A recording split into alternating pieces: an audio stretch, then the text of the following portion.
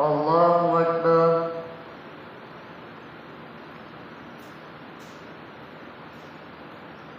الحمد لله رب العالمين الرحمن الرحيم مالك يوم الدين إياك نعبد وإياك نستعين اهدنا الصراط المستقيم صراط الذين أنعمت عليهم غير المغضوب عليهم ولا الضالين.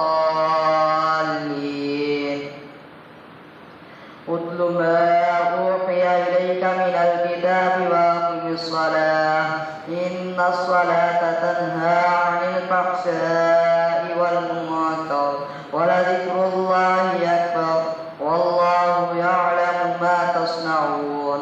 ولا تجادلوا أهل الكتاب إلا بالتي هي أحسن إلا الذين ظلموا منهم وقولوا آمنا بالذي أنزل إلينا وأنزل إليكم وإلهنا وإلهكم واحد ونحن له مسلمون. وكذلك أنزلنا إليك الكتاب فالذين آتيناهم الكتاب يؤمنون به ومن هؤلاء من يؤمن به وما يجحد بآياتنا إلا الكافرون. وما كنت تتلو من قبله من كتاب ولا تخطه بيمينك إذا لارتاب المبطلون بل هو آيات بينات في صدور الذين أوتوا العلم وما يجحد بآياتنا إلا الظالمون. وقالوا لولا أنزل عليه آيات من ربه قل إنما الآيات عند الله وإنما أنا نذير مبين. أولم يكفهم أنا أنزلنا عليك الكتاب يتلى عليهم إن في ذلك لرحمة وذكرى لقوم يؤمنون. قل كفى بالله بيني وبينكم شهيدا يعلم ما في السماوات والأرض. والذين آمنوا بالباطل وكفروا بالله أولئك هم الخاسرون. ويستعجلونك بالعذاب ولولا أجل مسمى لجاءهم العذاب وليأتينهم بغتة وهم لا يشعرون. يستعجلونك بالعذاب فإن جهنم لمحيطة بالكافرين يوم يغشاهم العذاب من فوقهم ومن تحت أرجلهم ويقول ذوقوا ما كنتم تعملون. يا عبادي الذين آمنوا إن أرضي واسعة فإياي فاعبدون. كل نفس ذائقة الموت ثم إلينا ترجعون. والذين آمنوا وعملوا الصالحات لنبوئنهم من الجنة غرفا تجري من تحتها الأنهار خالدين فيها نعم أجر العاملين الذين صبروا وعلى ربهم يتوكلون. وكأين من دابة لا تحمل رزقها الله يرزقها وإياكم وهو السميع العليم. ولئن سألتهم من خلق السماوات والأرض وسخر الشمس والقمر ليقولن الله فأنى يؤفكون. الله يبسط الرزق لمن يشاء من عباده ويقدر له إن الله بكل شيء عليم. ولئن سألتهم من نزل من السماء ماء فأحيا به الأرض من بعد موتها ليقولن الله قل الحمد لله بل أكثرهم لا يعقلون. وما هذه الحياة الدنيا إلا لهو ولعب وإن الدار الآخرة لهي الحيوان لو كانوا يعلمون. فإذا ركبوا في الفلك دعوا الله مخلصين له الدين فلما نجاهم إلى البر إذا هم يشركون ليكفروا بما آتيناهم وليتمتعوا فسوف يعلمون أولم يروا أنا جعلنا حرما آمنا ويتخطف الناس من حولهم أفبالباطل يؤمنون وبنعمة الله يكفرون ومن أظلم ممن افترى على الله كذبا أو كذب بالحق لما جاءه أليس في جهنم مثوى للكافرين والذين جاهدوا فينا لنهدينهم سبلنا وإن الله لمع المحسنين ألف لام ميم غلبت الروم في أدنى الأرض وهم من بعد غلبهم سيغلبون في بضع سنين لله الأمر من قبل ومن بعد ويومئذ يفرح المؤمنون بنصر الله ينصر من يشاء وهو العزيز الرحيم وعد الله لا يخلف الله وعده ولكن أكثر الناس لا يعلمون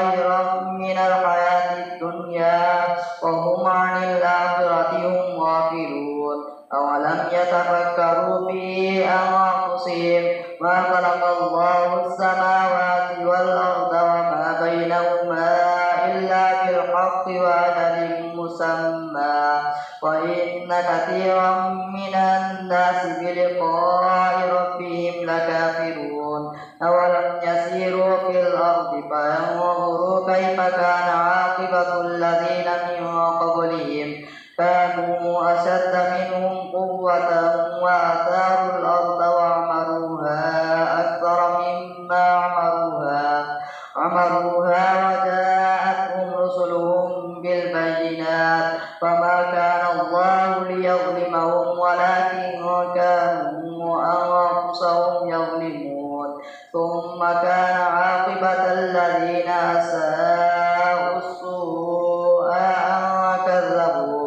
أن كذبوا بآيات الله وكانوا بها يستهزئون الله يبدأ الخلق ثم يعيده ثم إليه ترجعون ويوم تقوم الساعة يبلس المجرمون ولم يكن لهم من شركائهم شفعاء وكانوا بشركائهم كافرين ويوم تقوم الساعة يومئذ يتفرقون فأما الذين آمنوا وعملوا الصالحات فهم في روضة يحبرون وأما الذين كفروا وكذبوا بآياتنا ولقاء الآخرة فأولئك في العذاب محضرون فسبحان الله حين تمسون وحين تصبحون وله الحمد في السماوات والأرض وعشيا وحين تظهرون يخرج الحي من الميت ويخرج الميت من الحي ويحيي الأرض بعد موتها وكذلك تخرجون ومن آياته أن خلقكم من تراب ثم إذا أنتم بشر تنتشرون ومن آياته أن خلق لكم من أنفسكم أزواجا لتسكنوا إليها وجعل بينكم مودة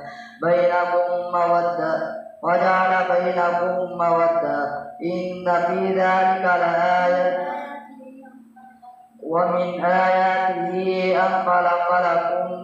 أن خلق لكم من أنفسكم أزواجا لتسكنوا إليها وجعل بينكم مودة ورحمة إن في ذلك لآيات لقوم يتفكرون ومن آياته خلق السماوات والأرض واختلاف ألسنتكم وألوانكم إن في ذلك لآيات للعالمين ومن آياته منامكم بالليل والنهار وابتغاؤكم من فضله إن في ذلك لآيات لقوم يسمعون ومن آياته يريكم البرق خوفا وطمعا وينزل من السماء ماء فيحيي به الأرض بعد موتها إن في ذلك لآيات لقوم يعقلون ومن آياته أن تقوم السماء والأرض بأمره ثم إذا دعاكم دعوة من الأرض إذا أنتم تخرجون وله ما في السماوات والأرض كل له قانتون وهو الذي يبدأ الخلق ثم يعيده وهو أهون عليه وله المثل الأعلى في السماوات والأرض وهو العزيز الحكيم الله سمع الله لمن حمده الله أكبر الله أكبر الله أكبر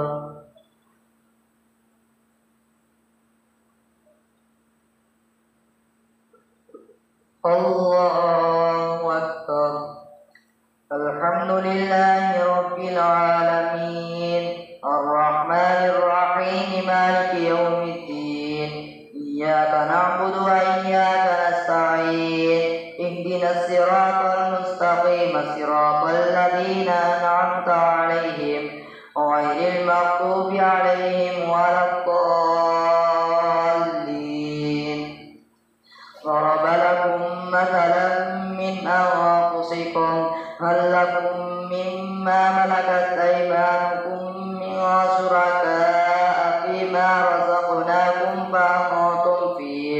فأنتم فيه سواء تخافونهم كخيفتكم أنفسكم كذلك نفصل الآيات لقوم يعقلون بل اتبع الذين ظلموا أهواءهم بغير علم فمن يهدي من أضل الله وما لهم من ناصرين فأقم وجهك للدين حنيفا فطرة الله التي فطر الناس عليها لا تبديل لخلق الله ذلك الدين القيم ولكن أكثر الناس لا يعلمون منيبين إليه واتقوه وأقيموا الصلاة ولا تكونوا من المشركين من الذين فرقوا دينهم وكانوا شيعا كل حزب بما لديهم فرحون وإذا مس الناس ضر دعوا ربهم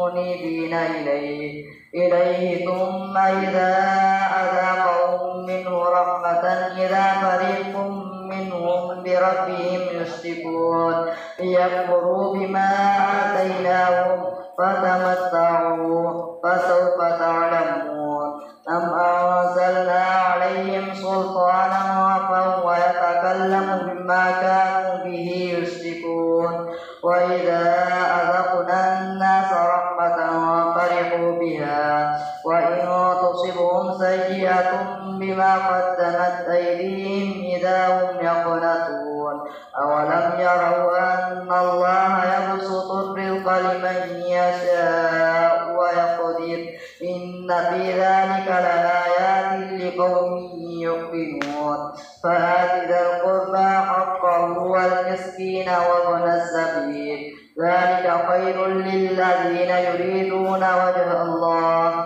وأولئك هم المفلحون وما آتيتم من ربا ليربو في أموال الناس فلا يربو عند الله وما آتيتم من زكاة تريدون وجه الله فأولئك هم المضعفون الله الذي خلقكم ثم رزقكم ثم يميتكم ثم يحييكم هل من شركائكم من يفعل من ذلكم من شيء سبحانه وتعالى عما يشركون.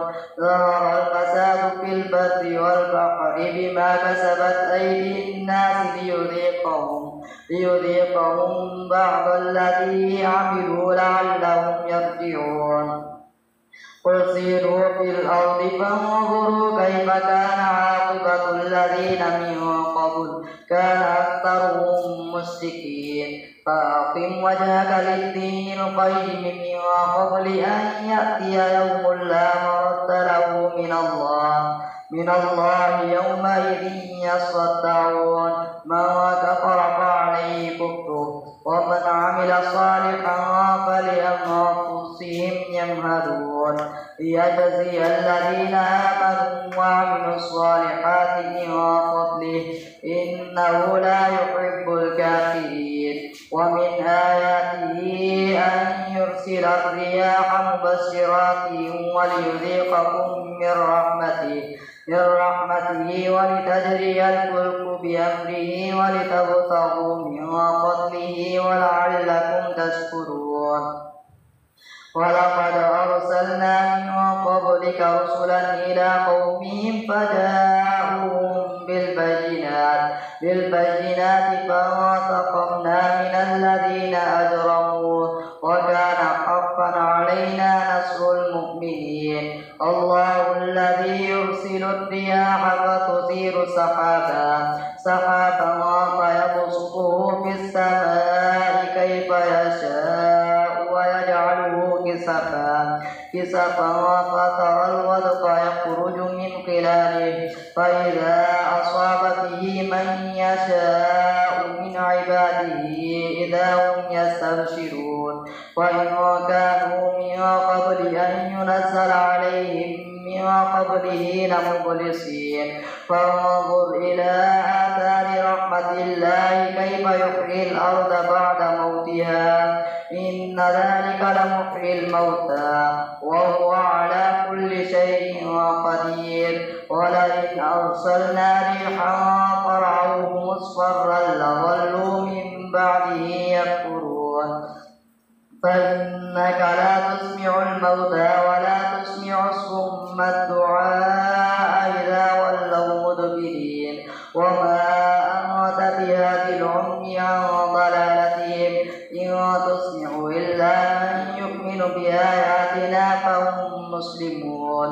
الله الذي خلقكم من ضعف ثم جعل من بعد ضعف قوة ثم جعل من بعد قوة ضعفا وشيبا يخلق ما يشاء وهو العليم القدير. ويوم تقوم الساعة يقسم المجرمون ما لبثوا غير ساعة كذلك كانوا يؤفكون.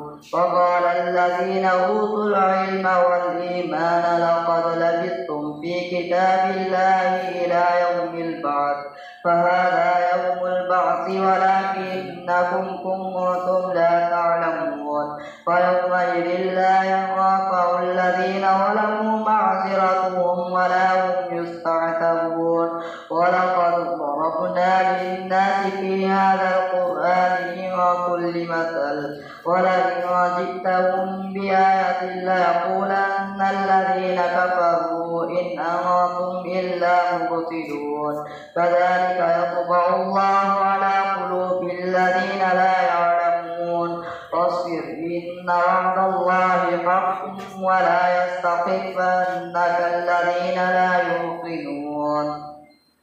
ألف لام ميم تلك آيات الكتاب الحكيم هدى ورحمة للمحسنين الذين يقيمون الصلاة ويؤتون الزكاة وهم بالآخرة هم يوقنون.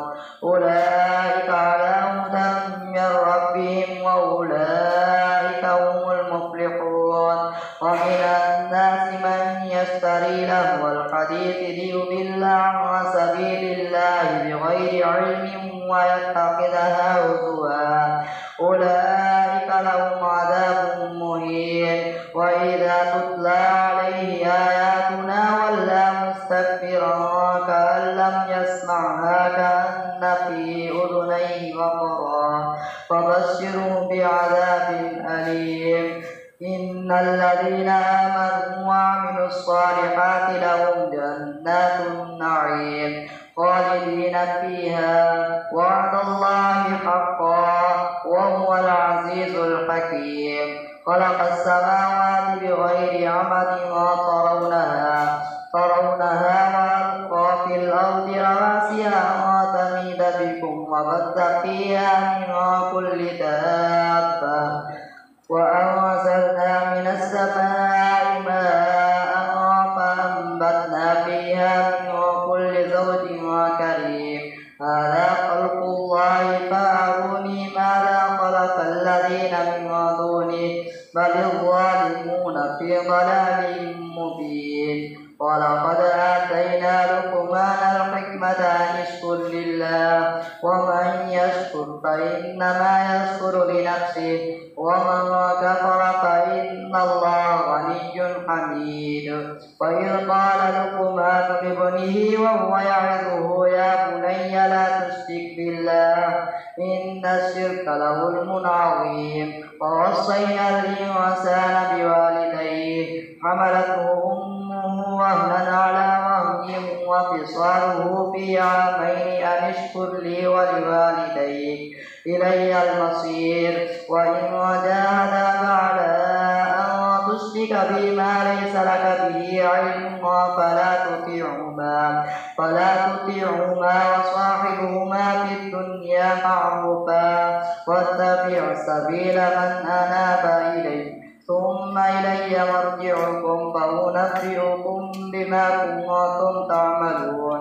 يا بني إنها إن تك مثقال حبة من خردل فتكن في صخرة أو في السماوات أو في الأرض يأت بها الله إن الله لطيف خبير. يا بني أقم الصلاة وأمر بالمعروف وانهى عن المنكر واصبر على ما أصابك إن ذلك من عزم الأمور.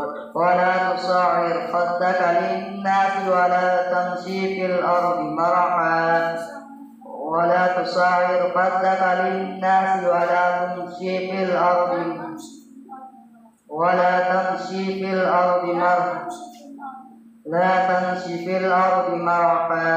إن الله لا يحب كل مختال فخور. ولا تصعر خدك للناس ولا تمشي في الأرض مرحا إن الله لا يحب كل مختال فخور. واقصد في مشيك واغضض من صوتك إن أنكر الأصوات لصوت الحمير. الله